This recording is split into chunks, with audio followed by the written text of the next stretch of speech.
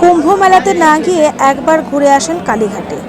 এই কালীঘাটে খুব সুন্দর করেছে এবং তার চেহারাটাই পাল্টে দিয়েছে। আমরা বাসে করে গিয়েছিলাম, আমি আমার দুই শাশুড়িকে সঙ্গে করে নিয়ে, আমার কাকি শাশুড়ি, আর আমরা তখন বাসে করে যাচ্ছি। কেননা কুম্ভ মেলাতে প্রচুর লোক মারা গেছে, সেটা দেখে বেশ ভয়ই লাগছিল। এত লোক মারা গেছে যে বলার বাইরে। যাই হোক, আমরা আস্তে আস্তে ভাবে এই রাস্তাটা মোটামুটি ফাঁকাই ছিল।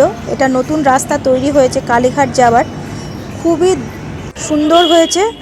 আর এখানে ধারে ধারেতে কিছু কিছু ফুল মালা নিয়ে সবাই বসেছে। এখনও সেইভাবে পরিপূর্ণভাবে দোকানগুলো হয়ে ওঠেনি, তবে ভালোই লাগছিল দেখতে। আমরা এখান থেকে সিঁদুর, আলতা আর ঠাকুরের যা যা সামগ্রী ছিল সেগুলো সব কিনলাম। আর খুব সকালবেলায় আমরা বেরিয়েছিলাম, তখন বেশ ঠান্ডা ঠান্ডাই লাগছিল, তখন এতটা রোদও ছিল না, কিন্তু পরে আস্তে আস্তে রোদটা উঠেছে। ফাঁকাই ছিল রাস্তা খুব একটা, আর কুকুরটা তো দিব্যি ঘুমিয়ে আছে, কোনো হেলদোল নেই একদম। আমরা বেশ প্রায় পৌঁছেই গেছি কালীঘাটের সামনে। পাশেও দেখুন অনেকগুলো দোকান হয়েছে, আর খাওয়ার দোকান সেরকমভাবে বিশেষ কিছু হয়নি। এখানে বজরংবলীর মূর্তি রয়েছে। আর হঠাৎ করে আমার শাশুড়ির একটা অ্যাক্সিডেন্ট হয়ে যাচ্ছিল, এখানে ওপর দিকে তাকিয়ে হাঁটছিল সেই চূড়াটা দেখার জন্য, হঠাৎ করে সে পড়ে যাচ্ছিল। সিঁড়িটা যেহেতু ধাপ করা রয়েছে, তবে সবাইকেই বলছি যখনই নামবেন আগে নিচের দিকে তাকিয়ে নেমে তারপরে যাবেন, কেননা যে কোনো সময় অ্যাক্সিডেন্ট হতে পারে। এবং যতটা পারলাম আমি ঠাকুরের চূড়াটাকে দেখাবার চেষ্টা করছি।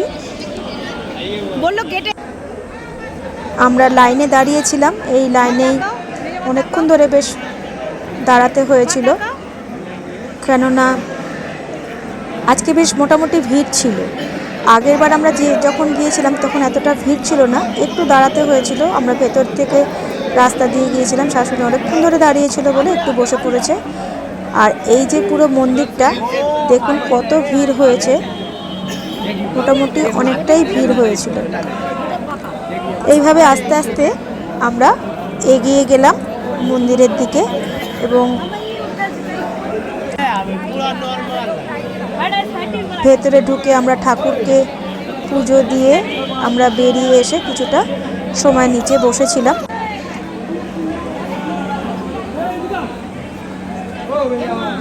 বসে দেখছিলাম যে কত সুন্দরভাবে কালীঘাটটাকে সাজিয়েছে। আমরা সবাই মিলে গিয়েছিলাম। এখানে রাধাকৃষ্ণের মূর্তি রয়েছে, এইখানে পুরো মাটির কাজ করা একদম দেয়ালটা, যে এত অপূর্ব লাগছে, যার জন্য আমি এখানে ছোট করে ভিডিওটা তুলেই ফেললাম। দেখেছেন কত লাইন হয়েছে এবং কত মানুষ দাঁড়িয়েছে এই আজকে পুজো দেওয়ার জন্য। জানি না আজকে কী ছিল, তবে ভিড়টা মোটামুটি ভালোই ছিল।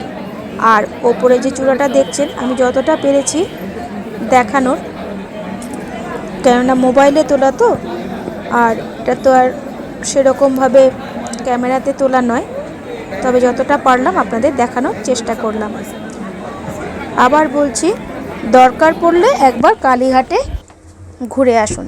আমরা এই মিষ্টির দোকান থেকে ঠাকুরের জন্য মিষ্টি কিনেছিলাম, আর সুন্দরভাবে দোকানগুলো সাজানো রয়েছে, এত ভালো লাগছিল যে কি বলবো আপনাদের। আপনারাও পারলে একবার ঘুরে আসবেন।